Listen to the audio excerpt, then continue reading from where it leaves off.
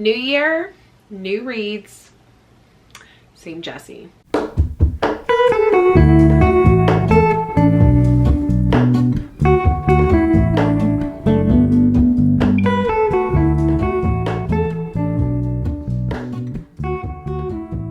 What is up, you guys? Welcome back to my channel. My name is Jessie, and today I want to talk about the first TBR that I have for the year of 2025. How is it a brand new year? I have no clue. I feel like it's super cliche to say, but like time just moves so quickly. But I'm super excited to start 2025 off with a bang, and I feel like my TBR is a little different than I normally do. Before we actually jump into it, I am sick. Like, I lost my voice on New Year's Day, and so my voice has fully come back. However, I sound very nasally, so I apologize for how I sound.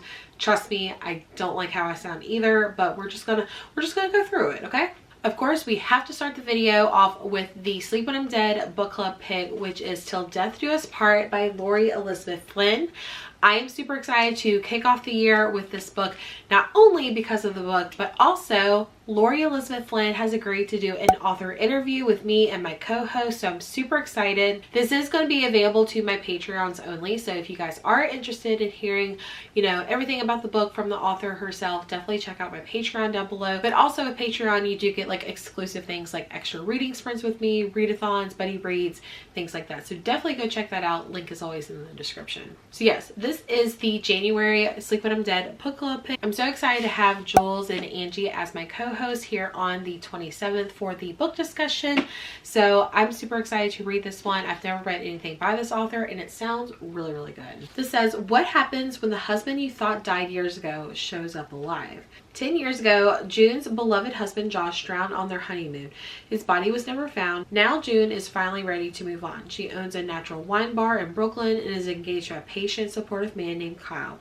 She's excited to begin a new chapter in her life, enjoy a picture-perfect wedding, and start a family. But out of the blue, she sees him, Josh, her first husband. Is this a hallucination caused by guilt June carries about finally moving on past her grief? Or is it possible that her husband never died in the first place? That's all I'm going to read for now. I'm super excited to read this one. I feel like it's a little bit of a different take on a domestic thriller. Also, this does have like settings of like wineries. It takes place in Napa as well. And like the cover's gorgeous. So I'm super excited to read this one. I'm also doing a wine tasting reading sprint focused around this book on the 13th with Lena from Lena's Bookshelf. So I actually created some Sleep When I'm Dead book club bookmarks for this year, and not only does it have the, you know, the words on this side, but you also have our new updated logo as well as all the months throughout the year, and you get to, you know, mark your star rating on them. So I do have these for sale. If you guys are interested, if you head over to my Discord for Sleep When I'm Dead, where we talk about the book all month long, I do have a section called bookmarks where you can actually ask to request one. So hopefully you guys will pick up one. Like I mentioned before, I do have a Patreon, and this month we're doing a buddy read. I got to post a few book options, and the winner was The Lake of Lost Girls by Catherine Green. This kind of won by almost like a landslide, and I'm really excited because I've heard nothing but good things. I've heard this has a podcast element, so I'm really excited to read this one. But this is our January buddy read. So I do have a chapter by chapter breakdown, and we're going to have a little private, intimate like discussion about this book on the 30th. If you guys are interested, you could always join my Patreon where you know, not only support me, but you get extra benefits like my buddy read. So let's see what this book's about. This one just says, told in alternating timelines, The Lake of Lost Girls is a haunting novel that will thrill fans of All Good People Here, which by Ashley Flowers, which I really enjoyed that one, and We Are All the Same in the Dark. I haven't heard of that one. Using suspenseful podcast clips to weave a twisty tale of missing student and her sister who is desperate for answers. The Lake of Lost Girls is perfect for fans as for I have some questions for you. So that's all I really want to know. Like I really want to go into my books a little more blindly this year, so that's all I want to know. I kind of read the synopsis when I first heard about this book, so I know I'm interested. I can't wait to read it. Speaking of like my Patreon and like other goals, I have finally collected all my Harry Potter books in hardback, and I am so excited to A, reread, and B, finish the Harry Potter series. A little bit of a backstory is when Harry Potter first came out, I read the first 4 books, and then the 5th book came out, and I was so excited, and I hated the book. If you know Professor Umbridge, if you know, you know. So absolutely hated it because, and again, I'm like barely a teenager when I read this book. And so I never finished the series. So I'm challenging myself to reread and finish Harry Potter this year. So as like an added bonus, my Patreon is doing a year-long reading challenge for Harry Potter. And so this month I'm going to reread Harry Potter and the Sorcerer's Stone by J.K. Rowling. I'm super excited to relive all the memories and just like go back to this magical world and just have something different on my TBR. Like I said, my TBR is very different this month. So we are doing a year-long challenge. So I'm really excited to reread this and chat with my patrons about Harry Potter. The next book I want to read is something I personally did not choose technically. So I am doing another like TBR challenge that my patrons get to control, and basically they give me a bunch of reading prompts, and the winner was actually Laura from Laura Reads. She challenged me to read a book that has a dog on the cover for the Paw Print Pals, which is my Patreon. I've had this one on my bookshelf forever. I've never read anything else by Lucy Score, but this is Maggie Moves On, and this definitely is a romance that has like renovation, HGTV vibes. So I'm super excited to read this one. I think Gwen gave me this one like many moons ago, and I just never got around to picking it up. So I'm very excited to read this one. Hopefully it's good. It says, can opposites turn up the heat without burning down the house? House flipping sensation and YouTube star Maggie Nichols can't wait to dig into her next challenge. Arriving in tiny Kinship, Idaho with only a cot and a coffee maker, Maggie is prepared to restore a crumbling Victorian mansion in 4 months or less. She has her to-do list, her blueprints, and her team. What she doesn't have is time for sexy, laid-back landscaper Silas Wright. The man takes flirtation to a whole new level, and he does it shirtless, sometimes pantsless. He and his service dog, oh, it's a service dog, oh my gosh. He and his service school dropout dog are impressively persistent, but she's not interested in putting down roots. Not when fans tune in to watch her travel the country, turning dilapidated houses into dream houses. A short-term fling, on the other hand, could fit nicely into her calendar.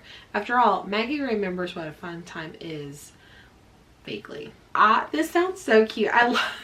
I love that it's a service dog dropout from like service school. So I mean, I just found that funny. So anyways, I'm super excited to read this one, and hopefully it's a 5-star. So I've actually started my first book of the year, and it's actually a reread of my favorite book of all time, which is 11/22/63 by Stephen King.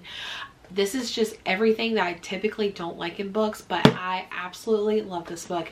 It's 851 pages long. Yeah.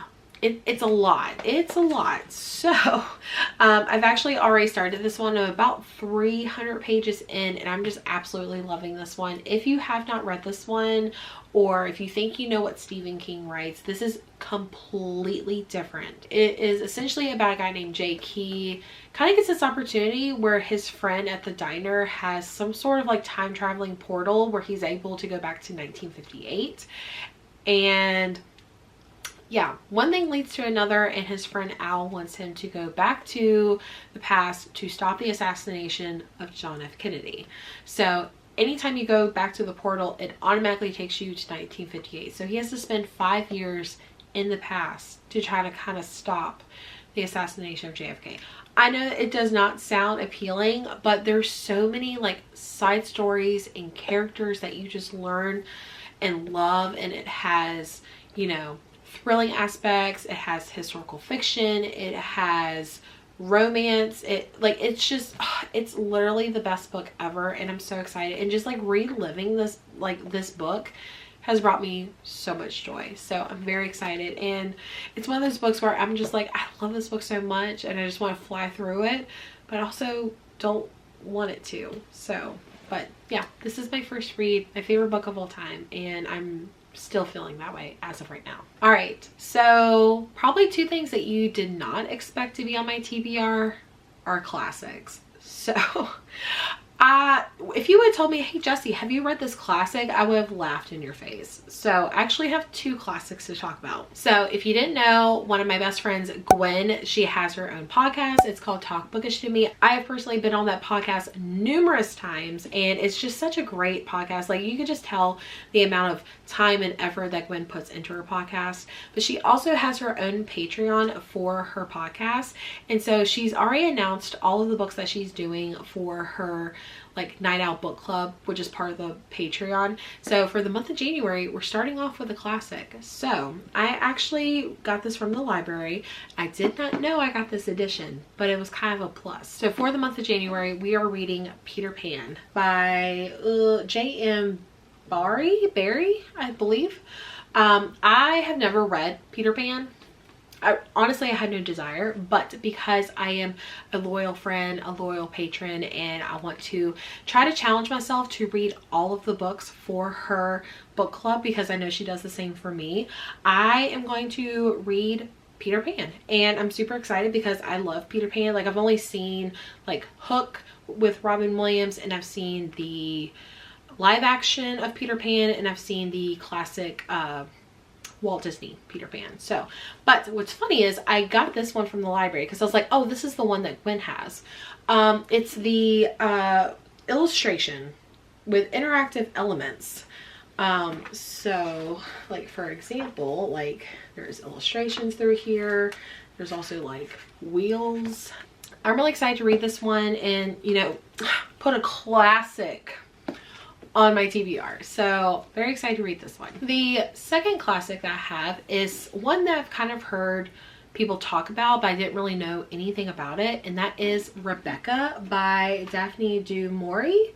I've heard this one. I know it's made into a movie. I know it was recently remade. So I didn't know anything about this one. And again, with it being a classic, I'm like, really? This has two genres that I absolutely love, and when you put them together, it's like, oh, my favorite. And that is like thrillers and romances, like a suspenseful romance. I think from what I've heard, I think this is about a woman who marries a guy that she doesn't very know. She is the second wife to this man, and I believe there's some sort of story of or mystery of what happened to the first, you know, the first wife. So I'm excited, you know, to give this a try. I may hate this, I may love it. You never know. Okay, moving on to the last two books. The next one is a thriller. This is probably the one I was most excited when I went to visit Gwen and we did a bunch of book shopping things. So I have Deborah Lippman's Prom Mom. This one just sounds really good. Again, it kind of gives me like that thriller romance like combo. This says Amber Glass has spent her entire adult life putting as much distance as possible between her and her hometown of Baltimore, where she fears she will forever be known as Prom Mom, the girl who allegedly killed the newborn baby that no one knew about, especially not her date, Joe Simpson, who had abandoned her that night to pursue the girl he really liked.